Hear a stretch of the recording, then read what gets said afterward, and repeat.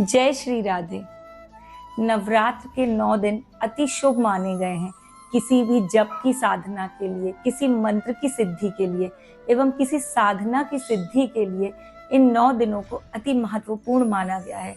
इन 9 दिनों में हम किसी भी साधना को सिद्ध कर सकते हैं, लेकिन उसके लिए पूजन में कुछ विशेष बातों का ध्यान रखना अति आवश्यक होता है, जो मैं आपको बताने जा रही हूँ। किसी भी साधना, जप की सिद्धि एवं नवरात्रि में पूजन में हमें विशेष सावधानियां रखनी चाहिए। इन सावधानियों को रखने से हम सिद्धि प्राप्त कर सकते हैं एवं पूजन का पूर्ण फल प्राप्त कर सकते हैं। सर्वप्रथम हमें शरीर की शुद्धि आवश्यक होती है। हमें नहाकर स्नान करके ही पूजन में बैठना चाहिए या जप में बैठना चाहिए। दूसरा, हम जिस भी आसन में बैठते हैं उसी आसन को हमेशा प्रयोग में लाना चाहिए। दूसरे के आसन पर बैठकर किसी भी साधना या जप को नहीं करना चाहिए। हमें अपना स्वयं का आसन इस्तेमाल करना चाहिए। तीसरा है कि पूजन एवं जप अनुष्ठान के लिए जब भी हम किसी माला का प्रयोग करते हैं, उस माला को गौमुखी में रखकर ही प्रयोग में लाना चाहिए। गौमुखी के बिना माला करने पर माला का आधा फल ही मिलता है। चौथा है कि हमें ब्रह्म मुहूर्त में साधना करनी चाहिए। ब्रह्म मुहूर्त में की जाने वाली साधना अति उत्तम मानी गई है। पांचवा, किसी भी जप को करते समय एक माला न्यूनतम करनी ही चाहिए। आधी माला करके माला को नहीं छोड़ना चाहिए, जप पूर्ण नहीं होता है। पांचवा है कि देवी के पूजन में हमें लाल पुष्पों का प्रयोग करना चाहिए। लाल पुष्पों से माँ अति प्रसन्न होती हैं।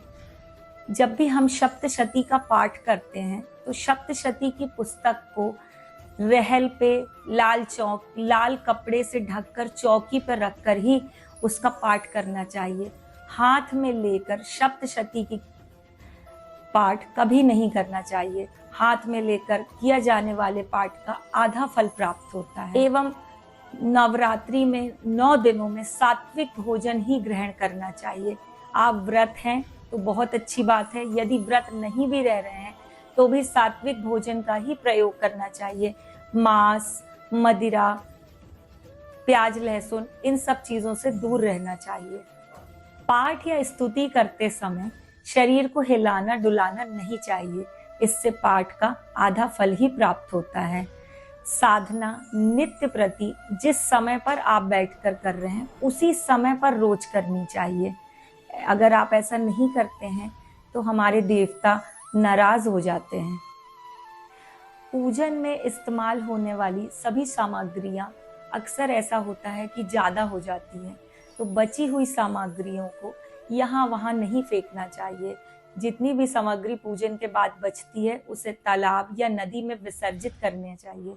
यदि प्रसाद एवं भोग बहुत ज़्यादा मात्रा में लग जाता है और बचे हुए प्रसाद का हम क्या करें, तो उसे छोटे छोटे बालकों को, कन्याओं को प्रसाद के रूप में वितरण कर देना चाहिए। प्रसाद को कभी इधर उधर नहीं फेंकना चाहिए एवं पूजन में इस्तेमाल की जाने वाली सामग्रियों को भी यहाँ वहाँ नहीं फेंकना चाहिए। इस्तेमाल किए जाने वाले अक्षत को भी यहाँ वहाँ नहीं फेंकना चाहिए। उस अक्षत को आप चिड़ियों को डालकर उनको दाना दे सकते हैं। पूजन में गुरु के द्वारा बताई हुई साधना ही करनी चाहिए। अपने मन से किसी भी साधना को नहीं करना चाहिए।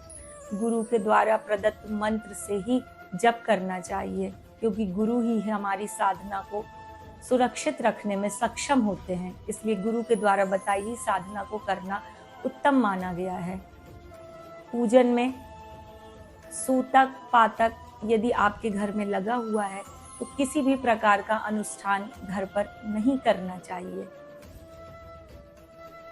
हमारा मन बहुत चंचल होता है।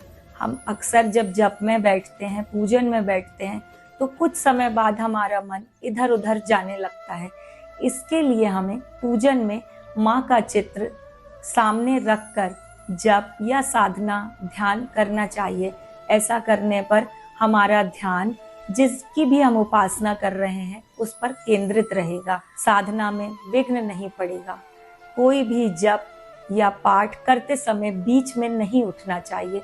यदि किसी परिस्थितिवश ऐसा करना पड़ रहा है तो हमें उसमें उठकर क्षमा याचना करनी चाहिए और वापस बैठने से पहले हाथ पैर धोकर ही बैठना चाहिए। दिन भर पहने हुए वस्त्रों को पहनकर भी साधना में नहीं बैठना चाहिए। जब भी हम साधना में बैठें तो साफ सुथरे धुले हुए वस्त्रों को पहनकर बैठें एवं हाथ पैर धोकर स्नान करके बैठें।